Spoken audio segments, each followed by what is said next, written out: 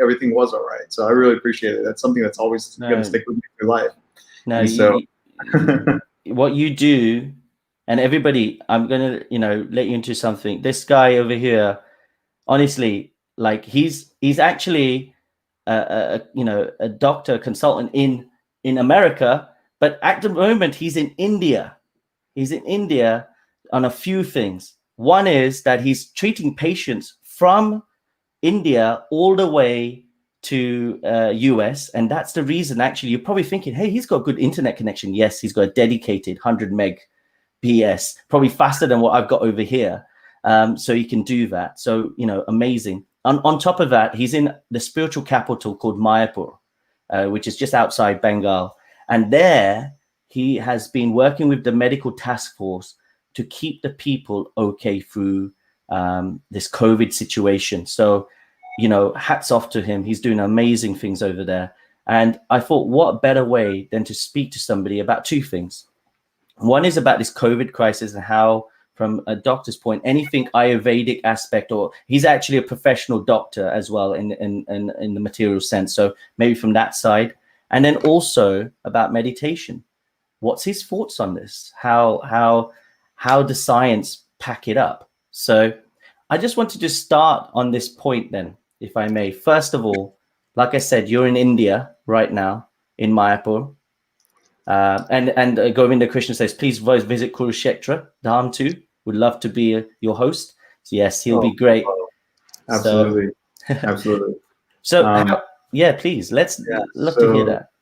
So yeah, somehow obviously by just pure mercy, I mean no qualification whatsoever, and I mean it in every sense of the word. Somehow, my wife and I were able to travel with His Holiness Jagannatha Swami and work, on his team, on his medical team, and we had also the blessings of Mother Nidra in Colorado to be able to go along. And then what would happen is we got caught, in this COVID-19 time. We were planning on coming back, but then Dr. Acharya Ratnaprabhu and the other doctors, we started going on rotation, and then it just turned out that we're here for COVID-19, and asked Guru Maharaj, and Guru Maharaj said no. I don't think it's a good idea to go right now. Why don't you stay? And so I was like, okay, we'll stay. And so we stayed all the way through, and there was never really an opening to really go also, because then there's so many services that, of course, he'll, even if he hasn't, he doesn't need you, he'll think up something for you to do so you get some points. And so that's basically it. So it's pretty merciful. And so that's it. And so we're here in Mayapur, and Mayapur has a great deal of resilience and blessings. But still, some people get sick sometimes, and you're trying to help them, and then there's other referrals and other devotees from around the world. And Guru Maharaj had set up three things. He wanted a three-pronged attack as far as COVID-19. One is he wanted Mayapur to really be at the forefront of researching both the allopathic and the Ayurvedic thought processes. Number two is he wanted outreach to the world, which he's doing sort of telemedicine 18 hours a day and reaching out and working on the anxiety part. And number three is he wanted us to take our experience and then telemedically be able to bring one experience to another place all across the world. So he had this sort of triple-fold attack in his mind. And I was just watching it unfold every morning as I talked to him, and I'd ask him how he is, and then he'd tell me about what he saw on the news the night before as far as COVID-19, and then he'd ask about this paper, that paper, this paper, and it's just been a phenomenal experience since. Wow, this is the aspect where, and those that when he says Guru Maharaj, he's talking about His Holiness Jayapataka Swami Maharaj. He's also my guru as well, and quite a visionary actually. He's staying because of his situation. He is being kept isolated. Like we think about isolation, he's been isolated since March. Not even going anywhere, just because the way it is. And actually, you've seen Dr. Viveck, who's on right now, who's actually one of his primary medical aides. He's the man that's there and keeping an eye on that. At the same time, making his task force for the devotees and the well-wishers in Mayapur whoever's needing help. So this must be quite challenging, like for you from a medical point, because I remember when you came to the UK, your work pattern was like next level. In other words, you'll have online, and it's like a shift of a 12-hour constant, and it can be a nighttime because you're treating patients with heart problems, if I'm correct. Brain problems and heart problems, both, yeah. Brain and heart, where you're seeing how they are online, and then suddenly you're referring them to the quickest person that needs to sort the issue out. So you're doing that, and then you're also doing this task force in Mayapur Dham. How do you do it? Yeah. Oh, it's when we're working full time, on both. I think both are pretty complementary, and it's interesting when you see one patient, fly out from the U.S. and then end up in a hospital or from India and then end up in a hospital in the U.S. and you're seeing that same patient. You've seen them through the continuity of care, and that's really what's interesting. Somehow, I think this, telemedicine has been sort of a conversation. I've been working on telemedicine for a long time. Earlier on, since 2001, and then it started to come along in 2007 when I started working in my fellowship, at Hopkins, and then thereafter we started to talk about it in the real sense. I was talking to Gumaraj about it in the real sense in about 2013-14, and coming to Mayapur one day and working in telemedicine. He was like, yeah, he's like, and I think I got a good blessing from him at one time, and he said, you'll come, your home will be wired in Mayapur. And when he said that, I was like, oh wow, okay. So I knew that, and I was always so worried, is that ever going to happen and whatnot. But it did. It did end up happening, and it ended up happening in, I think, 2018. Is when I was like, oh, I didn't think it would actually happen that soon. So, but it happened, and we started, we went through, please give me 150 Mbps, yes. so I can travel and do this at the same time. And you were the man who did it. So it's a real gift, and it's a pleasure to work with patients on both ends, because it gives you a good perspective. What I see here in Mayapur is I see the intensity and the openness to be able to approach a disease process with humility. And to say, look, we're going to try everything, and then go from there, and then we'll find the data on our patient population ourselves. And I think we fared well. Whereas you see other countries that may not have that ability to be open to everything, just because of the bias that's there, whether it's from longstanding British imperial rule, or it's from just the thought process that people aren't open. So I worry about that in medicine, is that the inability to think past a certain roadblock and how you can actually plan from there. No, and just for everybody's reference, see, in the West, if we say 100 MBS, we're like, yeah, that's cool, and we take it for granted. And I know India's infrastructure is great, but to get 100 MBS, and those that are online, tell me if you've got it. It's hard, and especially now you're talking rural areas, to have 100 MBS is just like next level. Right. So you must have sincerely prayed, because you've able to achieve that. So my gosh, there's actually the guy who's done it here in Mayapur. His name is Bhagawan. He's God. Right. And so I asked Gumaraj, he's like, ask Bhagawan. I'm like, okay. And he's like, no, ask Bhagawan. So it's actually this devotee named Bhagawan, and he's doing a phenomenal job of trying to keep all of this together. And it's not easy for him, as he's up nights trying to work together. But we somehow have a good connection, and hopefully it'll last through this interview. I'm sure it will. We'll trust in Bhagwan. Yeah, exactly. Exactly. So, coming on to the aspect of meditation, because you yourself, you're a meditator, and of course you've got the science aspect as well. And I like to hear from a doctor's perspective about meditation. How does it bode well, and what's your thoughts on this? And of course, you're in Mayapur right now. You're following Krishna consciousness, but Was there a time when you thought, yeah, this is actually happening because of the brain, because of this chemical and this, and that's why this is happening? Just want to hear your thoughts on that first.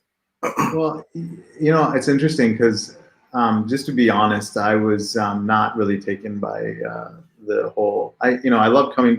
I've been coming to Hare Krishna temples, and like since I was very young, 21 days, and one of the biggest, I think, pitfalls that we have, I think, and one I fell into, is taking things for granted in Krishna consciousness. Is that you have this temple, and then number two is sort of the judgment that comes along with also growing up in an Indian family that may not be so amenable to those thought processes just because they haven't experienced it at that end. But my family has always been favorable to Krishna consciousness just because I think we've had great people like Mother Nidra that have always been just very positive role models, but I don't think I really understood, the setup is that, you're a process person. As far as I know you're so organized. And that organization that's there in the actual temple is phenomenally placed, where everything is just so strategically placed, and you just take it for granted.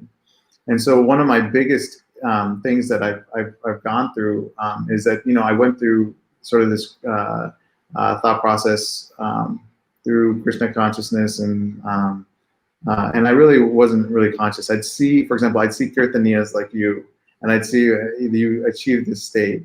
And I would just ultimately be like, it's not something that, would have attracted me before. But I would always be there in awe of somebody like you. But I'd be like, no, there's just no way that I can achieve, something like that.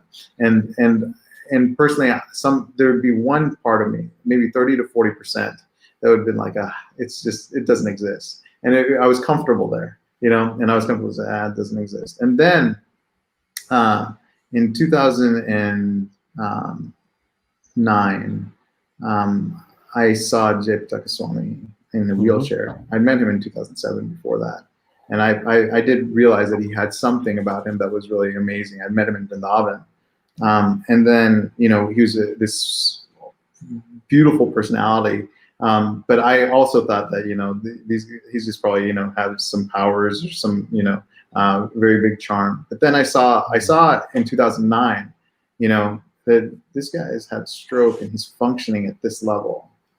And that's where I was like, okay, this is serious, because, I'm sitting there at Hopkins, I'm seeing strokes on a daily basis on the stroke ward, and this person is performing at this level. And it made me wonder, like, what is it about his practice that allows him to do this? Whereas my patients who are sitting there, and myself, we're not really able to actually achieve this level. So my question is what is it about him, and what is it about his practice, and am I able to take something from his practice and actually do it? And that's when I really started to take it really seriously. Is that, okay, this guy can do it. Like, what is it about his meditation, and more about than what about his meditation? You're chanting your rounds in the morning, and you feel good. You have that good feeling. And that's really where I approach Krishna consciousness. I approach Krishna consciousness at that level where I want to feel good. That's it. And it's really, if I'm doing that, if I'm feeling good, if I'm chanting, that's good. Other people approach it from a much higher level, where it's service. And that's where I feel, where when people talk about this, way above my head, is that, okay, you're chanting, it's a service, okay, but they're at that level, and the reciprocation that those people get is amazing. You were talking about, about chanting over this weekend, and so this is something that it's amazing. It's just such a process. And so my question is, how do I get this on paper for myself to actually see what's going in the brain? I really wanted to know that. And what I really want to know is what's going on inside of, Guru Maharaj's head, quite frankly, because I want to know what, am I able to just tangibly touch anything that he's able to do? So that was 2008, 2009, and I was interested at that point. What really pushed me to really focus on it is in an experience I had when he was in a severe state where, but he was somehow able to, and it's a very severe state where where he was in a hospital setting and I was in a hospital setting, and I was with him. An anesthesiologist was me working, and she was working telemedically over the phone, and I was her ground doctor. And I was just watching, and I was sort of, just watching exactly what was taking place. And the doctor was on the ground, said, look, he's going to leave his body because of this, this, and this. And so I was like, okay, it doesn't seem like he's going to leave, but he's in a really, really difficult place, and he's able to sustain very high levels of difficulty and pain and physiological impossibilities. And he's very calm. And this really moved me. So I was like, okay, this is it. I really have to figure out what's going on. So fast forward, after that, I got an opportunity to study it. And so we studied it. We took about 18 to 19 subjects, and subjects meaning devotees. And we said, look, you chant, let's figure out what's going on in the brain. And we found a significant effect in the brain. We studied, and then thereafter we studied it in more of a subjective pattern. And so that's basically where we are. That's amazing. So see, this logical aspect, everybody, is very important. Like sometimes people say, oh, sometimes don't think so much about it, just do. But actually myself as well, and Dr. Viveck, we both, I think, come from that point of logic. There has to be some logic into why we do, what is it that ticks it off. Of course, we are, and you will agree on this, that we are limited in our functionality in the brain and understanding, say the universe. But I think by trying to understand ourselves at least is very important, and why it makes certain things do. So this is the aspect of not having blind faith. Don't do something just because you see others doing it. Do it because it helps you. And the best way I would say, and this is there's a terminology that's been coming out. I think it's apt for now. It's called spiritual science. And we always say, like, for example, for those that are going to try, you will have this thing where, okay, this person looks happy. They seem, like you mentioned, they're happy. What's going on? So, okay, the aim is to become happy. Right. The method is chant this mantra 108 times every day at 6 o'clock in the morning. This is the method. Then you'll come to some results over 21 to 31 days, at least a month. And then you will come to a conclusion yourself. Is this helping me? And then from that, oh yeah, this is helping. You'll increase your rounds. You'll do now 2, you'll do 4. And this way is where you will increase faith. So the first thing is having a bit of open-mindedness and then trying it. And this is where I'm hearing. And this, for me, that's how it started. Like, I was like, okay, this person's doing this. They're not eating this. They're not doing that. But yeah, I'm not going to just do it because somebody else is doing it. I'll try it. I'll stop eating certain things. Let's see how it helps my consciousness. And I came from a negative, like I didn't want it to be true type of point of view. So it wasn't even like a placebo that, it's working. I was hoping it wouldn't work, because then I can go back to, and actually it did work. It made me feel more calmer, made me feel more relaxed. So by doing these activities, it increased my faith. And that's what I'm hearing at the moment, yourself. Like you were observing Jayapataka Swami Maharaj, and the way he was, we call him Guru Maharaj, and his name is His Holiness Jayapataka Swami Guru Maharaj, we would say. And you've been observing him. So tell me when did you start this meditation? So I started, as far as meditation is concerned, I think I started in 1999, in 2001 is when I actually started the meditation, okay. of this. But I think it was just to go to the temple and eat that prasadam. And that was basically it. I was really excited about it, and I was like, man, this is the only really good meal, and that's it. And so, every Sunday you look forward towards that. And then, I remember when I was 16, and I before going off to college, I had this experience where I remember the exact devotee that said it to me too. And he said, you should do this, 16 rounds and whatnot. And I looked at him, and I was like, this guy's out of his mind. you know. And I remember, I remember because I saw him here in Mayapur, and just before COVID-19 got underway. I saw him, and I was like, you know, he's out of his mind. And now I realize that I think I was out of my mind. And so it's really an interesting perspective because, you know, at 16 years of age, I didn't realize. And it's although you're talking about meditation, I just wanted to talk about just this way strategically it's set up. Is like basically the whole setup is set up for mercy, where you see you've got Prabhupada and you've got Gaur Nitai, and you've got, you know, the deities thereafter. And what I really realized, especially in the study, is that the capitalizing on the actual form following function and questioning why did they set it up this way is something that I really feel that, you know, maybe, you know, I'm a neurologist and I study developmental disability, and I was like, you know, there's intelligence and there's developmental disability as far as emotions are concerned. If you have a low emotional quotient, you have a higher emotional quotient. You have an intellectual disability, which is intelligence level that's low, intelligence level that's high. And then you can have a spiritual disability. And that's, you know, low versus high. And sometimes when you think that you know quite a bit, you have a really low intellectual quotient. And the inability to question even as to why is this the way it is something that I feel like I lacked in high school. Why?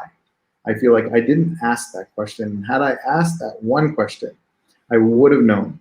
I would have known that there's reason for this setup. And I feel like I didn't. I just took it for granted, and I feel so stupid for it, because it is so powerful that the whole design is mercy. And if you have it, it's either the haves or have-nots. It's the spiritual bourgeoisie. Either you have mercy or you don't have mercy, and it's easy to get mercy if you beg for mercy, and that is what I feel. And so I think that's it. And if you have mercy, you win, and you stay away from massive problems in your life. And if you don't have mercy, you know, you don't. And that doesn't mean that challenges won't be there. It's just the way that you deal with your challenges and the way your mind actually, the chemicals that your mind produces during challenges, which will change your decisions, that will be lacking. And so it's something that has been a real growing up experience for me. So as far as when did I start meditating, I'm not sure if I'm even meditating now. And I know I wasn't meditating then, even though I was going through the motions. But I think there's a buildup, like you said. There's a step-by-step process to realization. And I don't think I'm anywhere near, you know, yourself. I mean, I've seen you in your kirtans and how you're involved, and, you know, I've seen other people that are very qualified on your show, and you know, seriously immersed. And I know, you know, from my neurological perspective, I'm like, that's a dopamine surge. I know it in the brain. and then, but on another level, it's what other level are you getting to? So, well, you know, I think you put it, the mercy, and this is something for everybody to remember. You know, we're not lone rangers.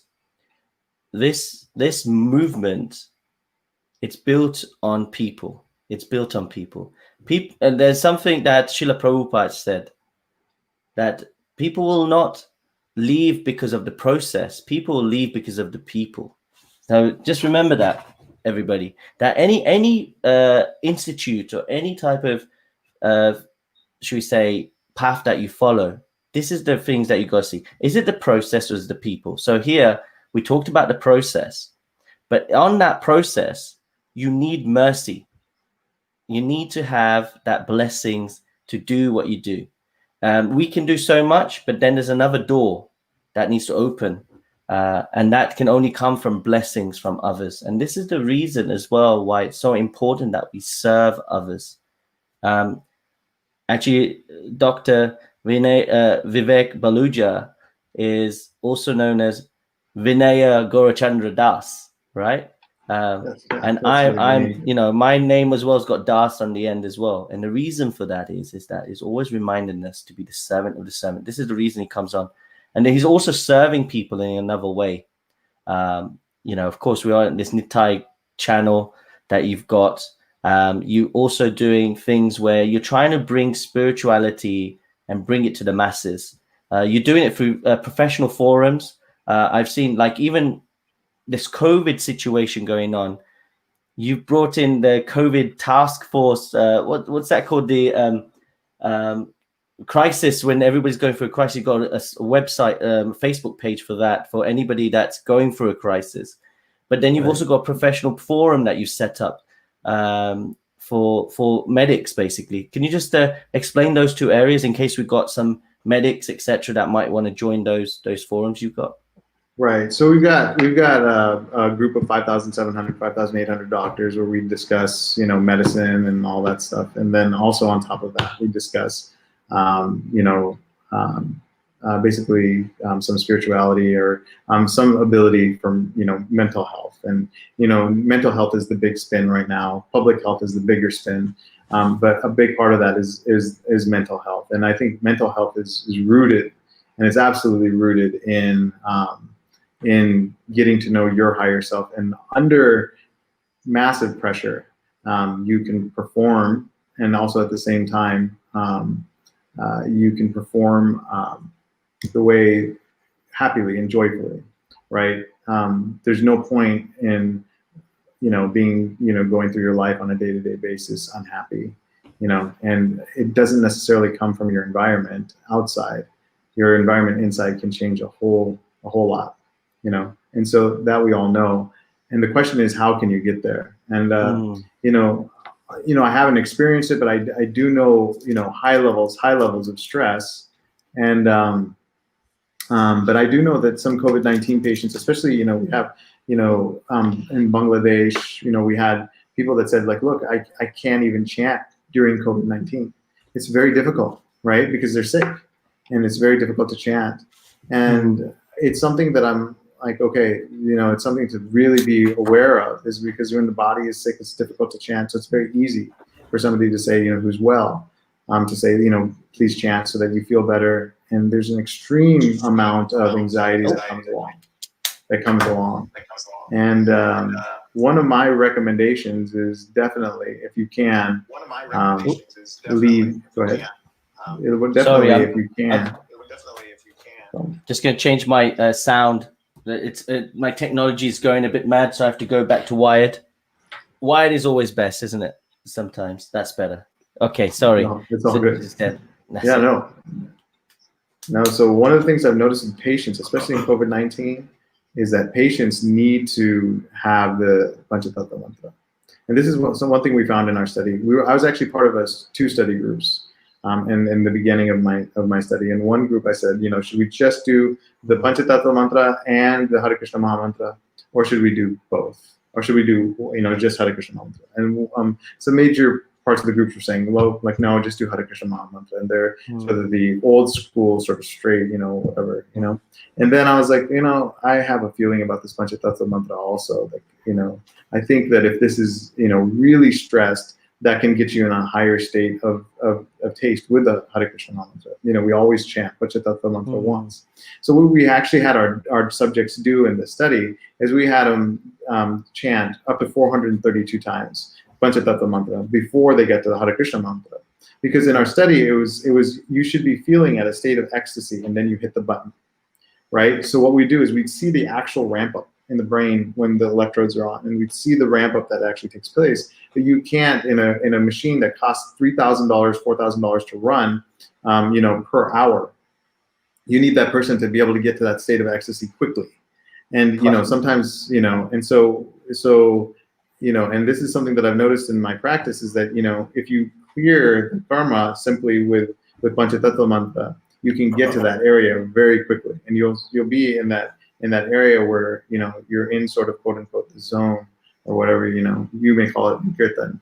You know, I know listening to it, but I'm not sure what it is as far, you know, I'm not sure what it is that you're experiencing as a kirtaniya, but I know, and that's why I said, I know there's a dopamine rush there, but I know, you know, on a very mundane level, but on a very high level, you are connected.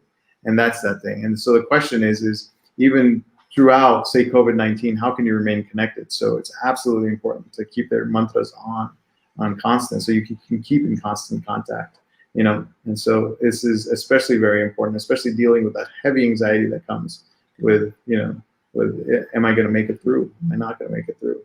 So this aspect of so everyone knows the Hare Krishna mantra. We talked about mercy. So sometimes we need to reach out there and get the blessings of, you know, the physical blessings of individuals that may be around us, but at the same time the blessings of those that have taught this mantra previously, so known as acharyas, who have been teaching us. So this Panchatattva mantra, for those that may be new to this, is a very powerful mantra calling on the names of certain divine individuals that will help in aiding us into chanting the Maha Mantra, the Hare Krishna mantra, with more impact and power. So this mantra goes: Jai Shri Krishna, Chaitanya, Prabhu Nityananda, Shri Advaita, Gadadhara, Shiva Sadi, Gaura Bhakta Vrinda.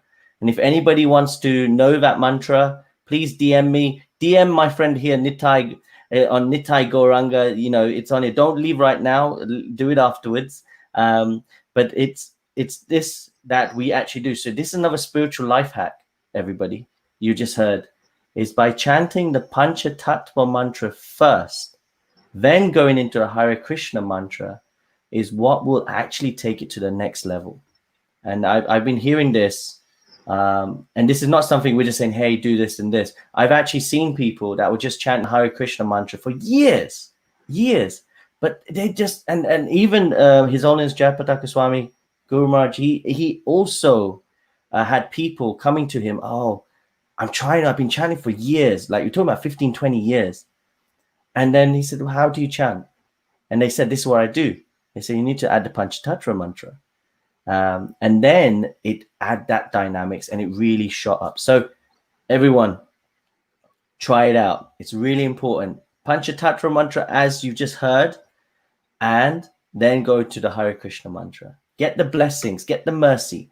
Then you will able to elevate your consciousness. So thank you for that.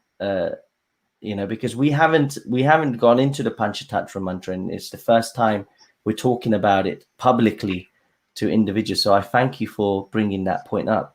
I wanted also go on to another part of you, because this meditation is struck you so much, and it's so much part of you. You not just created Facebook pages. And by the way, some people have asked, what are those Facebook pages that you've got? Sure. What's the name, so they know where to go? So it's knee as in kneecap, tie as in bowtie.io. Kneetie.io is our Facebook page. And then you know, obviously Nitai Gorango. And then you know, our website is gorungo.com, and we treat patients. So Go Run and GoRunGo.com. Yeah, .com. Is that cool? And Nitai.com. Yeah, Go Run Go. And so yeah, so you know, I was always asking, you know, Guru Maharaj, what's the best way to do this? And I was like thinking about Nitai, and then he was like, you know, he came up with a slogan. You know, he's like, you know, you wear neckties, we wear knee ties, and so and that stuck, you know, and so, but how beautifully said, you know, and so that was fantastic. And you know, you got those two, in case we got doctors as well on here, or the coronavirus page, you know, for anxiety. You've got that one. Yeah, we've got a group of like 200 people with corona anxiety and whatnot. Coronaanxiety.com. And so, yeah. Wow. So everything's it's all covered. So, and then the other part that you've done, and I've seen some questions coming through. Shakshi, we will ask you. We'll definitely come to your question. Great question, by the way. Anybody else, if you got some questions, bring them on.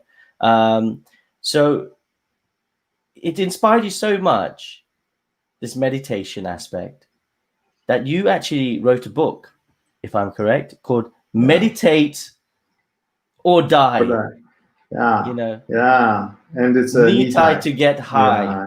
Yes. Yeah. It's you know, we've been throwing around this title. So this basically is about this. So Nitai is, you know, a source of strong mercy. And we wanted, even if you don't purchase the book, we wanted, and don't want the book, we wanted to make sure that if you did read the Nitai, that at least you got that point of mercy, because that's the key, really. And so that's why we wanted Nitai in the title. And so, and for those who know the story about Nitai, Go Run Go, you know, there's stories about them, but even without, what I love about this process is without the story, you can feel that. Because when I was taught the Panchatattva mantra, and when I was taught Nitai Gauranga, and I did those meditations, I started very small. And I'm a minimalist. So if I can figure out one thing that I can do and do that over and over and over again and master that one thing, that's better than doing the whole thing for me. Because the problem is that with experts, they will go into massive amounts of knowledge. And so, but what you really need, and I learned this in school, is like you'll talk to a PhD in a certain area and they will go on and on and on and on. But ultimately it comes down to, like, look, okay, how do you do this one thing, and what do I need to know for this test? And really, you just tell me what I need to know for this test, because that's where I am. And so the one thing you need to know for this test right now is Nitai. And I just said, just start it, focus on it. If you can add Go Run Go, then go to Go Run Go. If you can add Panchatattva mantra, then go there, and then get to the Hare Krishna Maha Mantra, because then it will be very sweet. Build your fundamentals very strong, and is what I would suggest.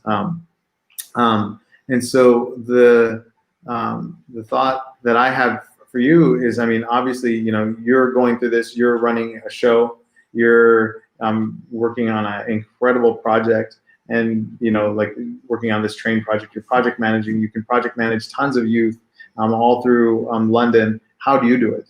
And yeah, how do you do it? That's a real question. And my answer for you, I know, has to be derived from the intelligence that comes from this.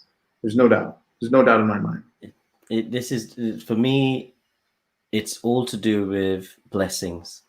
It's all to do with connecting with others, because sometimes our reservoir inside may not be as full when it comes to spirituality. But what happens is, by serving others, then it somehow happens. I know a few people, well, quite a few. I'll give you some examples. One was, we got Krishna Conscious Society here in the UK, where we've got at most of the big universities a society where we, like, you might have a Indian society or Hindu society or Christian society. We have a Casey Sock society, and that's even at, I think we've got Cambridge and Oxford as well. And what we've got here is we've got individuals coming together and talking about Krishna consciousness, but in a very scientific way that really makes sense. But the thing we're doing there is Sangha. And to do this, you need presidents in those universities. So that would look after the society, will do every week. And some of them actually were like final year students. So they've got their final year thesis to do. They've got a final year, all the exams coming, etc. And there's one person that really stood out. Now, what happened is I was like, you got your final years. Do you need support? Is everything okay? And they said, yeah, I'm completely fine. I just trust in the names, in the holy names, and I'm just going to do it. And that person got a first. Now, a normal material person would go, okay, I've got my work, I've got this, I've got that. I'm not going to do anything else. But the difference when it comes to when we're chanting is that we start to surrender a bit more. We start to put ourselves behind. We're like, you know what? Yeah, if I was just thinking, like, I had people come to me like they're doing one thing. They're doing one thing, like, and they're not even married. they're not got other things going on. They got one thing that, you know what, this is too much. Then that says to me, then you need to chant harder, or you gotta connect more, because when you connect and put the spiritual or the divine, and you connect with them, time is Krishna. So somehow it happens, and that's one thing I've felt. And this is going to sound really odd, but I'll say it, I declare it here. There is times that you feel, oh my God, how is it going to happen? But long as we connect with the devotees or with spiritual people, and at the same time we surrender to the divine, things happen. It's magic. It's just, this is the material world, isn't it? It's just the material world. It's like, why worry about the material world? The material world, things will come. You can do that. What you got to focus on is the divine, and it's the person that created everything. So I'm always trying to just do that if possible. So it's not me. It's just getting the mercy of the devotees like yourself, and having that encouragement, you having more belief in me than I have in myself. And that's what powers us as devotees. And I think if all of us did that, and we encourage others more than what they feel inside themselves, then this world would just go next level. That's why I think the devotee community are just amazing for that reason. So that's just a little bit I wanted to say. And I've got some people, a lot of people are saying they're agreeing 100%. We've got Chaya Patel. She's also saying, my personal experience of chanting Panchatattva mantra before is really true. So I want to come back. This book that you've done, guys, So- tell us, and where can we get it? And tell us why did you write it? So basically, this is so I used to smoke cigarettes in what was it? College. In college, and I remember Dr. Rao was sitting there across from me, and he was like, it's amazing the knowledge that you have inside of you that you don't know, that you've been given, but you're still smoking cigarettes, and it bothered me. So I was like, okay, how do I get off of this? And so I really thought about it. I was like, what do I have in my arsenal that can get me off of this? And I had no idea, So I started to chant, and then I really got into just chanting, and I didn't feel that massive taste at that time, but it threw up a barrier between me wanting to smoke cigarettes. So I felt that at one point or another I would definitely study this, in some way. I didn't know how, but I was like, okay, I don't have the time now because I'm too immersed in my studies to deal with it. But it definitely pushed it out of my life. And I was wondering, I was like, how the heck did it do that? And so that was during my college days. So, and it's actually, and it goes back to that intelligence issue that, why at the time of stress would I have started smoking than not done the Panchatattva mantra? What a loss is what I feel, what I feel. And that was really important. So then, fast forward to now when I'm seeing patients on a daily basis, I feel for them when they're in the same position. I have nothing but compassion because I know it.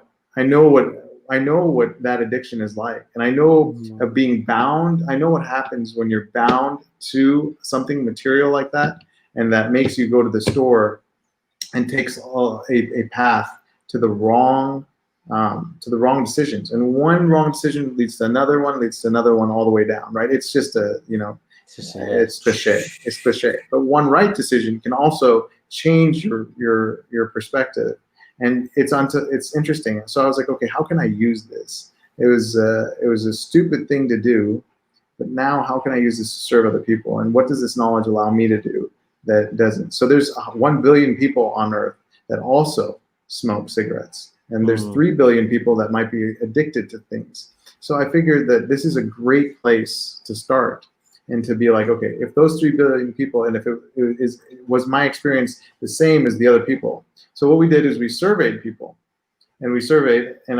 people to find out about their addictions. And it turns out that that people would just chant the Hare Krishna mantra, and they would chant and they would let go.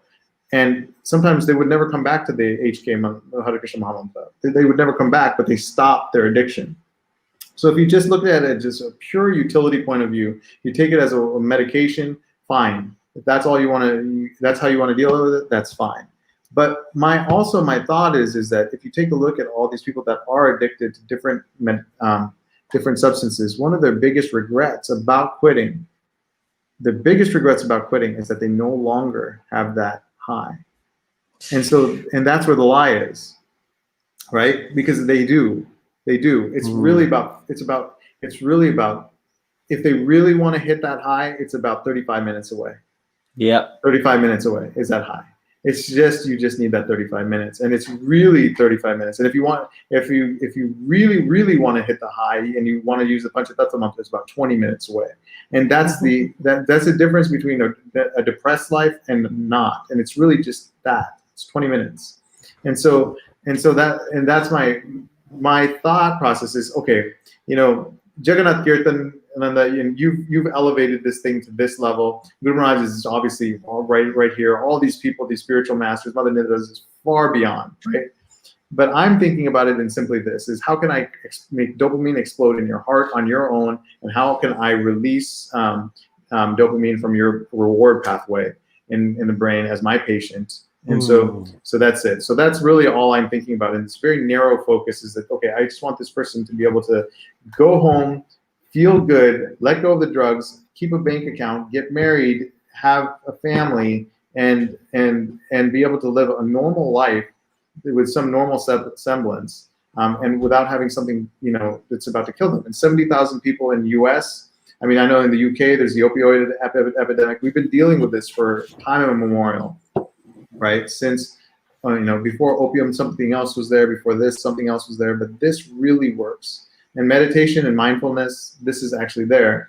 But my concern about just mindfulness is, are you getting that true high?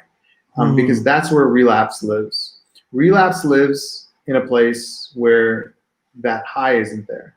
And that's where it lives. Like when you get that extreme force of stress, and then, you know, and then that automatically you're like, oh, I just want to go and do that. And are you able to be like, wait, if I do that, then I won't be able to get high doing this because one will kick the other one out. So, and that's what's amazing about it. So and if the high is greater from the Panchatattva and the Hare Krishna Mahamantra, why not hold on to that? And so that's really at a utilitarian level, which is a very, very, very practical. Maybe it's not even it's not the most intelligent level to be at, but it's certainly practical. And so for my patients, that may work. That's really good, because you're hitting the science angle again. This is not something that's let's do this airy fairy. There's no airy fairiness in this, and this is what I love about it. It's you know, you're putting it down. You're telling what. And actually, check out his website. I know it's got two. On the Nitai.com, I've just put it here, but since we're talking about Nitai Gauranga, www.nitai.com. Check it out, because in there also the book, Meditate or Die. You know, I found that really strong, but it's in a way true. Meditate or die, because what we're doing is, if we're not meditating, we are dying, because what we're doing is just, when we're living an animal life. We're not living that type of human life. We're not. So you're killing the human aspect of us. So I found that very, very, that's what I thought about when I heard that title. Some people might think meditate or I'll kill you. It's not that at all. It's meditate or die. Or die, yeah. You know, and it's really around those 70,000 people that die from, you know, the opioid, you know, especially in the U.S. You know, it's a mess as far as it's concerned, the opioid epidemic, and then you've got the alcohol, the 3 million people per year across the world. It's a, you know, and then the 1 billion people that are smoking, going towards their slow deaths, you know, every day. And then go ahead. I've had a question come in just on this, because it's since we're talking about dopamine, etc. WSM1 has said, but isn't dopamine necessary for? He's put RAS. To make any goal achieve. What's that? What's RAS? Reticular activating system is what he's talking about. Okay. So this is an interesting thing. So the reticular activating system is definitely, so you'll use it. So everybody loves to throw around, you've got the reticular activating system, and this keeps you, you know, keeping you safe in this. Yes, dopamine in normal amounts and whatever is a good thing. But if it's put at a rush into your body and it causes your blood pressure to shoot up and you have a hemorrhage in your brain from cocaine, that's bad, right? Not good.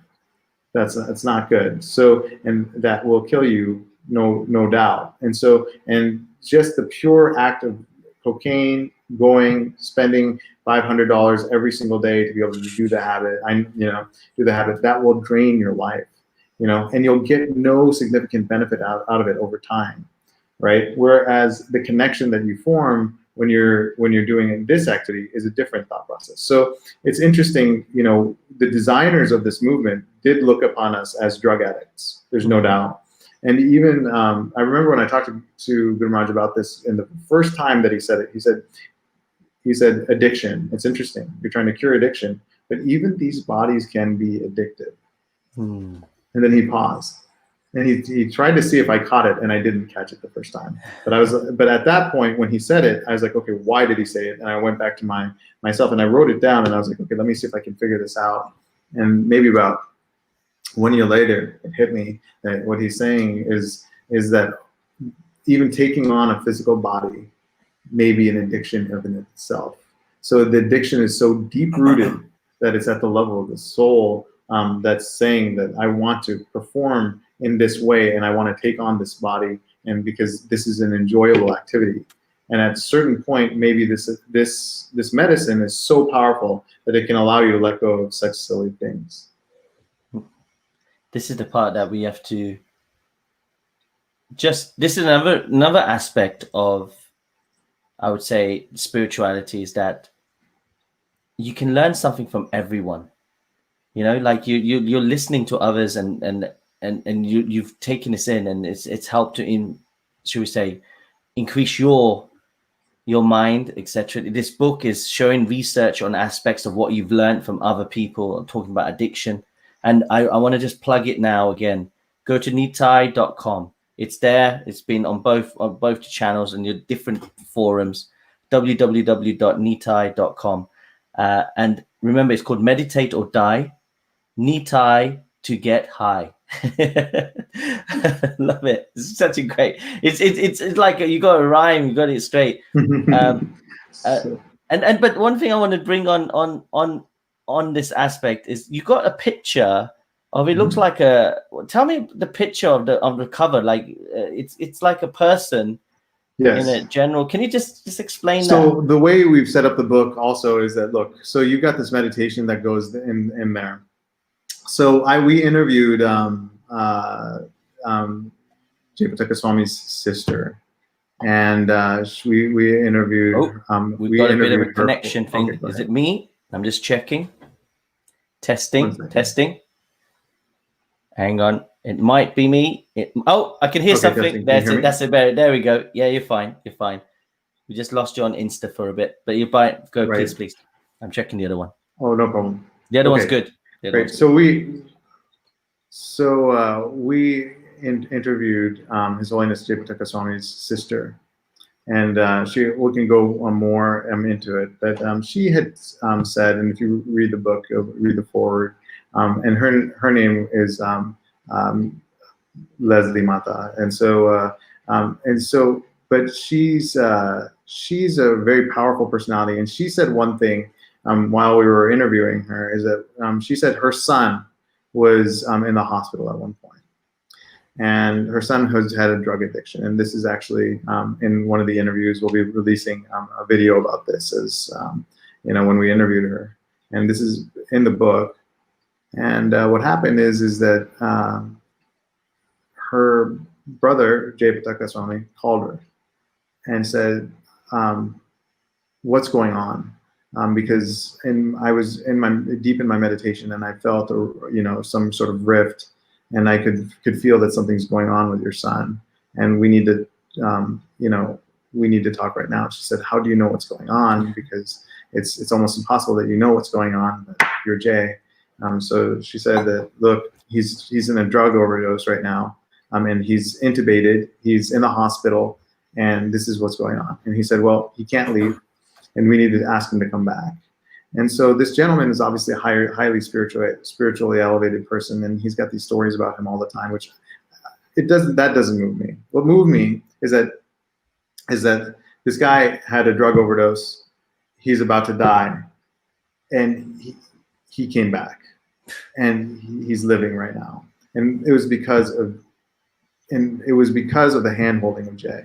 So what we did is we put him in the book as a parallel. There's different meditations on him that you can do to enhance your life. And when you've got a pure soul like this, you want to take advantage of it.